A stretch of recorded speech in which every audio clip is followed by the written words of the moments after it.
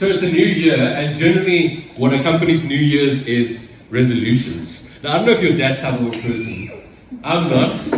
I don't particularly have resolutions, because I think I learned a long time ago that when I do have them, by the time February comes, they are broken.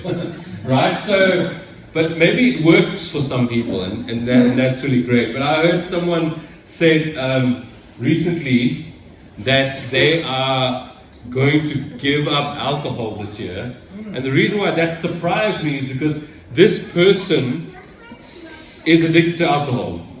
Right? And they won't admit it, but if I was to guess, the amount of money they spend in a month on alcohol would probably be what you would spend in one whole year, right? So it goes from light stuff like beer to very, very heavy stuff, right? And they're constantly drinking. And once they even said, when this person was asked, why do you drink so much? And they said, that's the only way I know how to cope with my pain. Sure. And it was very sad to hear, but this is the story of many people. Because we all have coping mechanisms for our pain, you know, and so we have these resolutions at the beginning of every year saying, I'm going to stop this because I know this thing is not the answer to my pain. This thing actually causes me more pain. And in the long run, this causes me to even shrink and become less and less human. And so I often wonder why we have resolutions, you know. I mean, if you think about it, all that's changed from December 31st to January 1st, it's just the clock has ticked over, right? It's still summer, it's still the same you, it's still the same country, it's still the same place.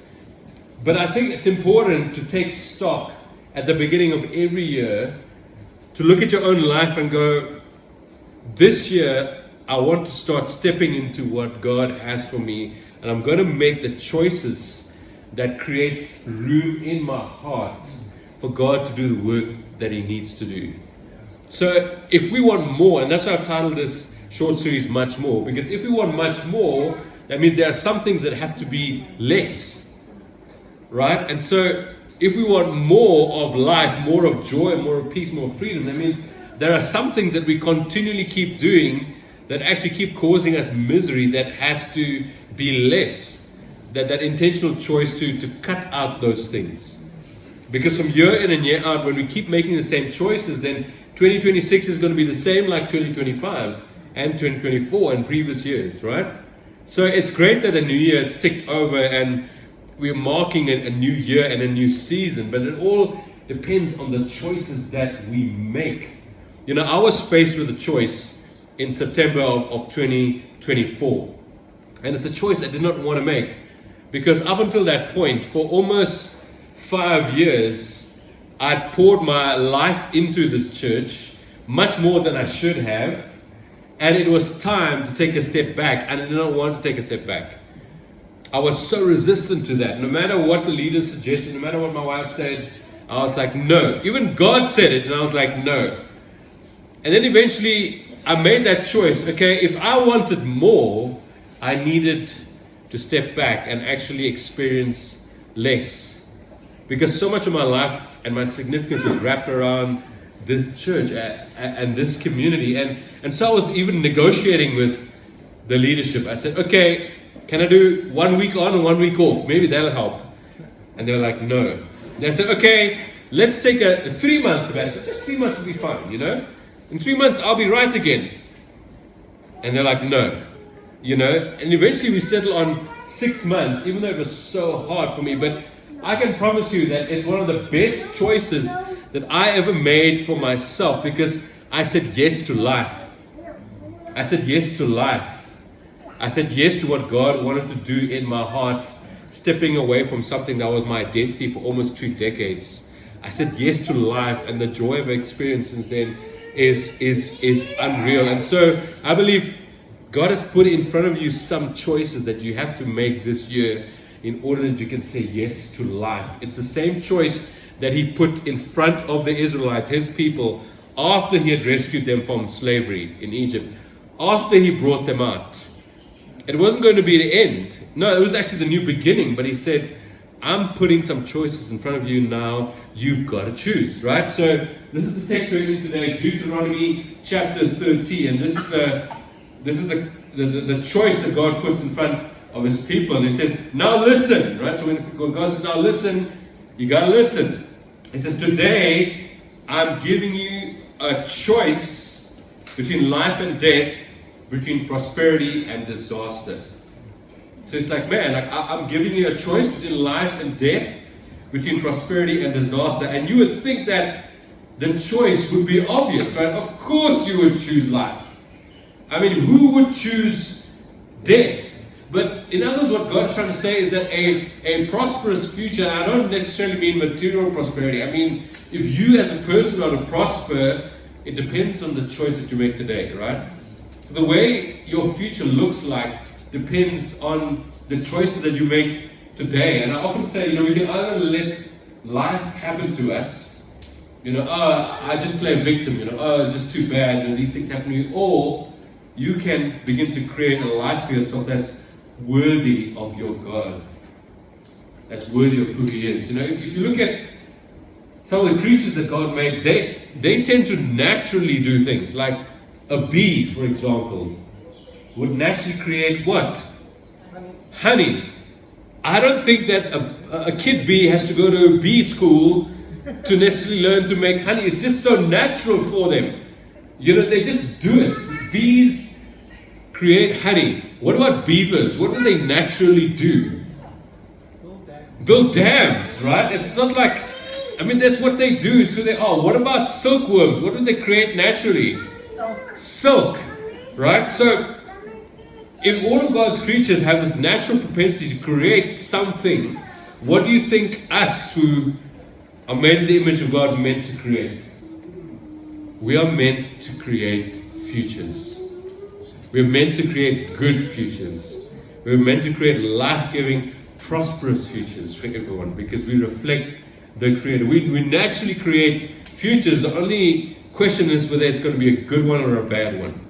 Whether it's going to be life or death, prosperity or disasters. And this is the choice that God gives us because He's saying, I so want you to choose life, but I'm still giving you the choice, you see.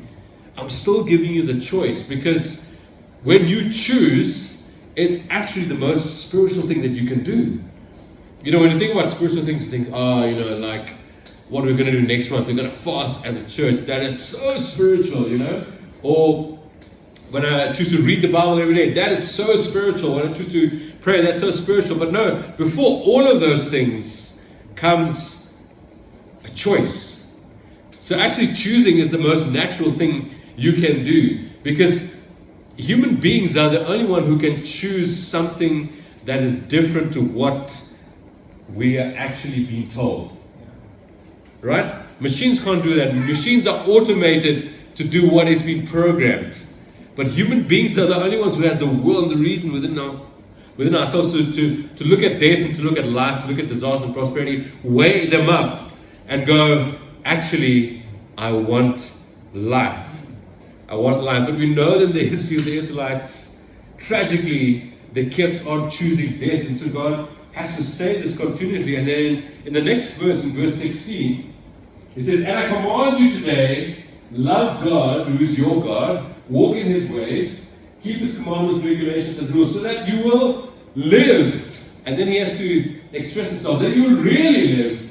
And He used to say that even further, you will live exuberantly, blessed by God, your God, in the land you're about to enter and possess. So he almost, I saw this for the first time. I've actually never seen this before, but if you read that verse in different translations, he's equating loving God to walking in His ways.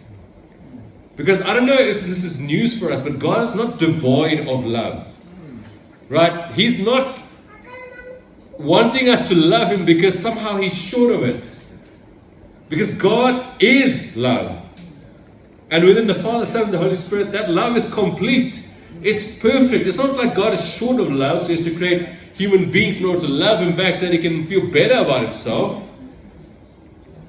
But loving God actually means walking in His ways, because that's the best way for you to live, so that you can actually experience what God experiences, which is joy and peace and freedom. But then the question but then I ask myself this question, then why do we constantly make bad choices? Why do we make choices that lead to destruction? Why do we make choices that takes life away from us? And I've only come to this reason, and it has to do with flies. Flies? Yeah, flies. Does anyone here like flies? Oh, Daryl likes flies. Okay. There has to be someone in the room who likes flies.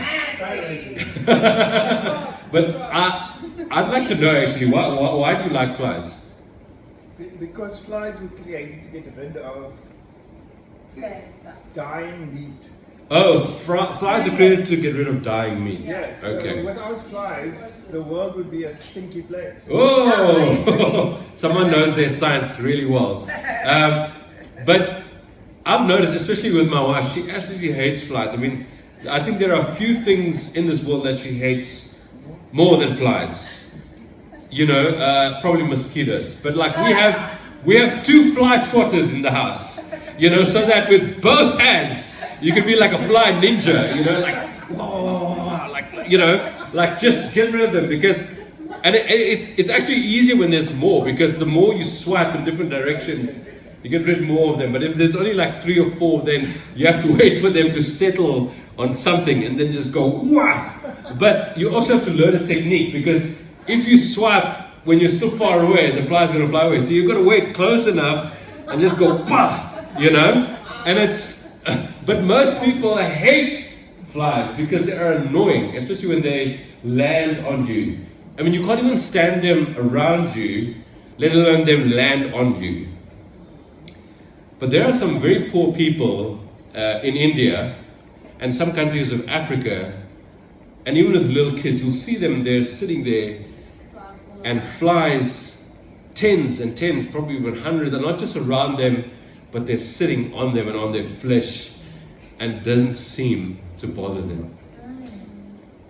See, the reason why I would mention this is sometimes the things that are not meant for us, when we are so broken and we have them in our lives, our way of thinking can be so broken that we don't make the choices to get rid of them. They're just sitting there because we've become over familiar with brokenness. We've become over familiar with making bad choices. I believe when God looks at this, He's so distressed, because He's like, man, if only you would choose life. But because you're so living in broken ways, you fail to see the life that is available for you if you were to grasp it. And that is what the Israelites were like, because they were used to a slave mentality.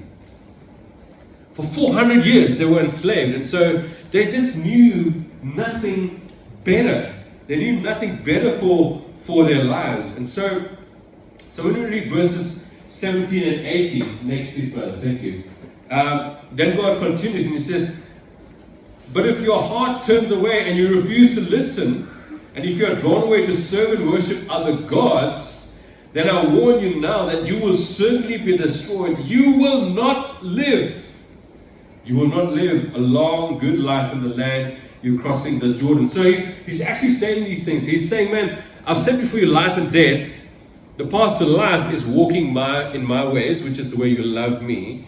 But the path to death, it seems like there are many options, because he's speaking about gods. Now, it seems to me that even the Israelites were so used to the false gods in Egypt that when they were delivered by the real God, and the real God rescued them, and the real God went out of His way to do miraculous and wonderful things that the world has never seen, even when the real God would bring you outside of slavery and into freedom, that way of thinking, those gods that they were so exposed to for so long, still had a way in them, still had a way into their heart, still somehow pulled them towards making bad choices. And so, what are some of those gods today? And I've put on the screen 4 because these are the most common in terms of gods that we can potentially worship today. And some people call them idols. But the 4 of them are power, pleasure, money, and fame, right? So power is another way of saying control, right? And it's not bad to have some control over certain things, right? But when you are a control freak, and you want to control everything, including other people's behavior, including how things pan out, you lose your mind. You don't even know it, but slowly you're becoming a person who is no longer free because you are enslaved to controlling people and controlling outcomes. That's power.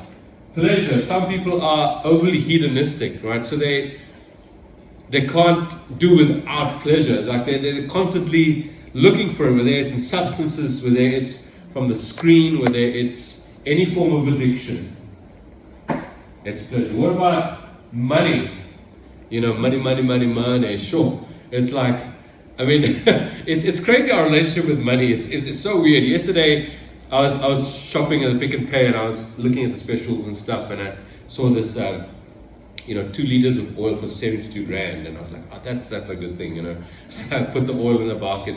So, but generally, at the Pick and Pay, there's whenever you swipe, it shows, right, what the price is. But this machine wasn't working, So I was like, oh, okay. So they swipe all the stuff, and then I pay for the things, and then when I get the till slip, I look at it, and the oil was charged at 114 rand, and I was like, hey, lady, it was marked 72 rand, So I'm not paying 42 rand more. And so she said, okay, I'm going to go look. So she goes in the hours and looks, and she can't find. So I'm like, okay, I'm going to go and help her. So I show her the exact spot where that oil was, and there was other things on the same brand, and it says it's 72 rand. So she had to take that label, go to the front, pull out the till, and give me 42 rand in cash. I felt like I'd won the lottery. I was like, I have 42 rand in my hand.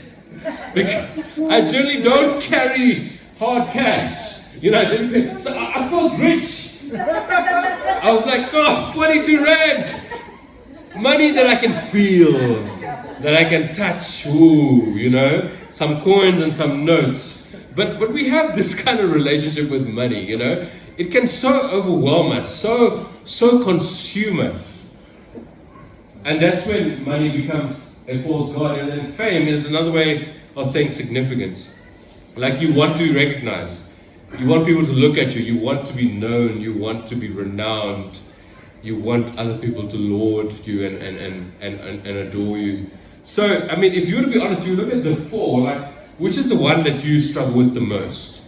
Which one jumps out of you and go, yeah, that's something that if I was to really examine my heart, I know that I'm craving that. Because if I feel like if I have that, my life will be complete. If I feel like I have that, then I'll be satisfied. Then I'll be okay with life. So to be honest with you, if you look at my life in the last few decades, the one that I was craving for the most was fame, was recognition, was significance. Because of what I suffered. You see, so a lot of these things is almost like an answer to your pain. It's almost like an answer to something that's missing. It's almost like an answer to something that was taken away from you a long time ago. For me, fame was something that I craved because I wanted to be noticed. I wanted to be recognized. I wanted people to acknowledge me. I wanted people to show me that, hey, I am someone in the world, someone who is important. And this, unknowingly to me, just informed so many of my choices. And God, over time, had to slowly work in my heart, especially in the last couple of years, to show me that I'm loved just as I am. I don't have to prove myself to anyone.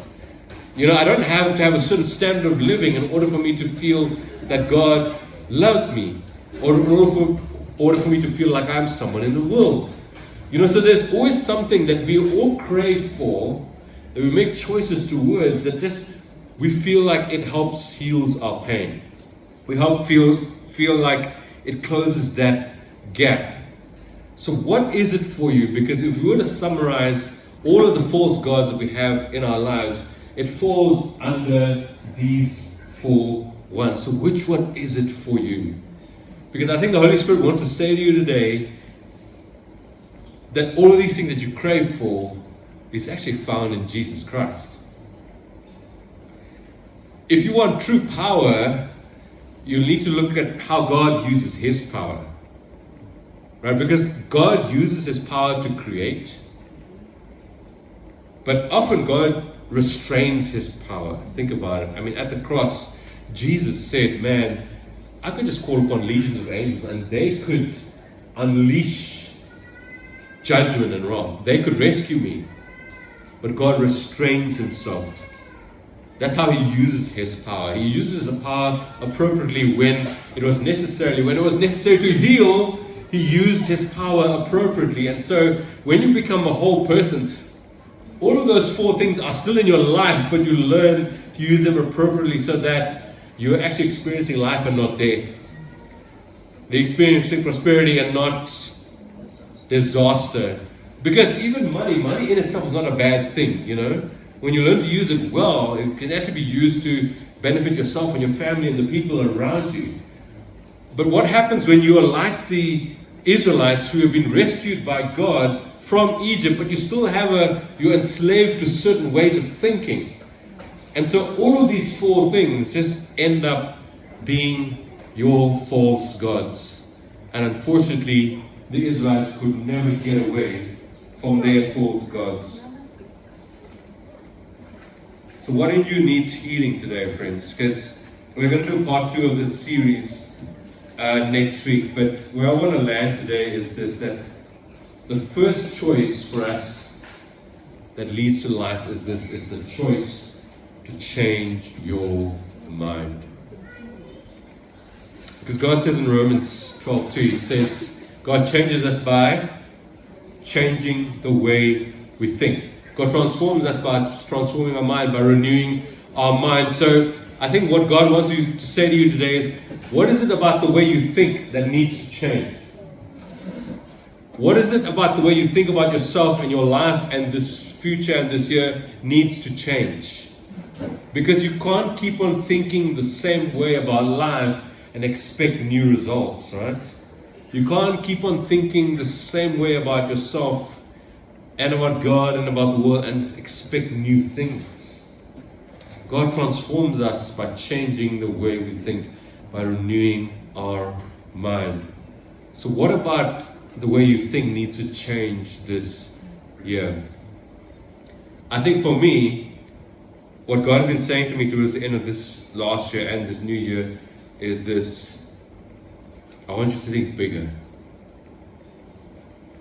And what I mean by that is that bigger doesn't necessarily mean more. It just means that you are living with greater faith. You're living with greater hope. You're living with greater expectations. You're not limited by what you see in the physical. You're not limited by the constraints of the world. You're not limited by your budget. You're not limited by the resources that you have. But you can actually think bigger, because you can accomplish more if you are getting better and bigger, right? So that's God's call for me this year. He's saying, think bigger. Because I've been building you up, now I want you to think bigger. And so act by faith. So for you, what is it? What is it? How does God want you to think about this year? What could it mean for you? What could it mean for the people in your life? What could it mean for your spouse and your family and your business and your career and your community and your neighbors?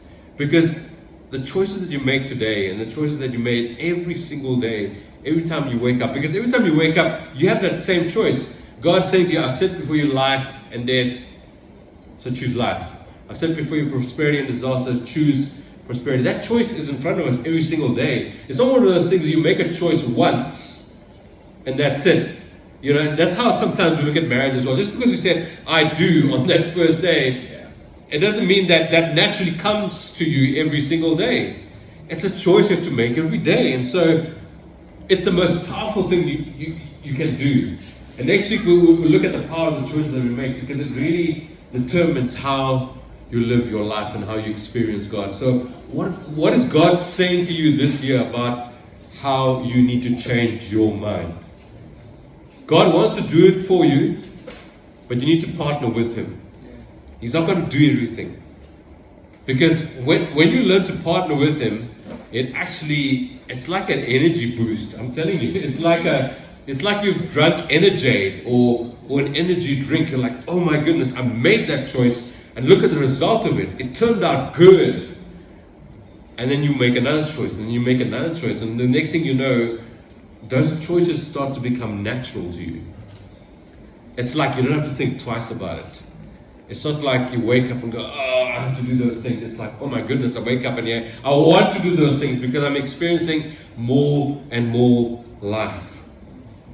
But it needs a change of mind. So I want to ask you again, what is God wanting to change in your mind about how you think about life? And maybe that's a prayer you need to pray for this coming week. And just ask Him, my God, there are certain broken ways of thinking, like the Israelites, who kept on being enslaved to broken ways of thinking, so they could never choose life. It's incredible, right? But it wasn't all of them. I mean, we can read the history of Israel. There was always the few who were set free. Like their chains were gone. We just sang that song. Our chains are gone, but we still make up chains for ourselves because of the way we think and the choices that we make. And God is saying to us, your chains are gone. You've been set free. Christ broke them for you at the cross. And so now you have the freedom to choose life. You have the freedom to choose life. It's a free choice. It's not made under compulsion, friends. It's not like what Hansi Cronje said when they interrogated him after the corruption or the buying the game we paid for losing the game, and he said, "What? The devil made me do it." And at that time, as much as I loved Hansi, I was like, no, Hansi, the devil may have tempted you, but he didn't make you do it. You chose it.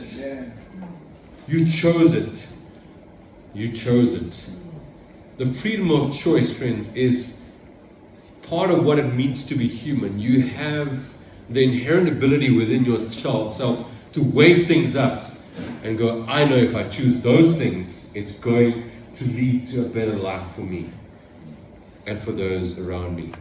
You have the free choice. It's the most powerful thing that a human being can ever do. And I promise you, it's like, it has a snowball effect. It starts off the top of the mountain, like a small snowball, but the more it rolls, the more snow it collects, and by the time it ends up at the bottom of the mountain, it's this massive, ginormous thing. That's how choices that leads to life are. It has a snowballing effect, and you'll find that over time, over the months and even years, it has an exponential effect in your own heart, to the point where you constantly are bubbling over. Like you just experience life. This is what I'm trying to say, right? You become less cynical, become less complaining, less bitter. You're just living life because you're excited about it. You're just waking up every day, wondering what the day holds, wondering how you can live, how you can make a difference, how you can contribute, how you can love. We all have that choice. But we've got to draw the line in the sand and start making the choice every single day. It's the same choice that God put in front of the Israelites. It's the same choice that God puts in front of us, His people, His new covenant people. Today I set before you life and death. And by the way, if you didn't know, please choose life. Please choose life. And maybe I want to end with this. We're a community, we're a family. Right? So we should be free enough within ourselves to actually approach one another and ask help. Right? So if you're going, I don't know how to make good choices, please help me.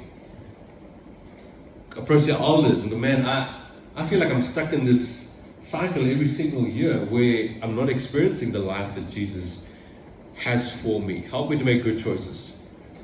Or the other way around, we should actually have the freedom to go to one another and say, hey man, I actually think that those choices that you make, they're actually not leading to life. And we shouldn't be offended by it. We should actually go, thank you for noticing. Or thank you for speaking honestly to me. I'm going to reevaluate my life and maybe reevaluate my choices. Yeah, we should be that kind of community, right? To actually encourage one another to make those good choices. I think that the words of God to the Israelites should keep ringing to us every single time we wake up in the morning. Today I set before you choices. If you choose these choices, you'll have life overflowing. If you choose these choices, your humanity is going to disintegrate, right? So, I mean, it's crazy, right? How we call ourselves Christians and we go to church and we read the Bible, pray, and do all of those things, yet our humanity doesn't change. Have you ever noticed that? Have you ever noticed how, like, people are put off by Christians because they say they're Christians, but their humanity is kind of rotten? But this is what God is talking about, right? He's giving you choices that will make you more and more like Him, will make you more and more whole, or the humanity continues to rot and deteriorate and decay. And yes, when you die, you're going to be with Jesus because you have true, genuine faith. But your humanity, and it's like God is saying, no. I didn't just come to give you a free ticket to heaven. I came to restore my image in you, restore your humanity, so that you will just display my glory in front of everyone else. Everything didn't start with Acts 2, friends. Everything started with Genesis 1. And He created us in His image. That's the life He was talking about. Yeah. That's the life He's talking about.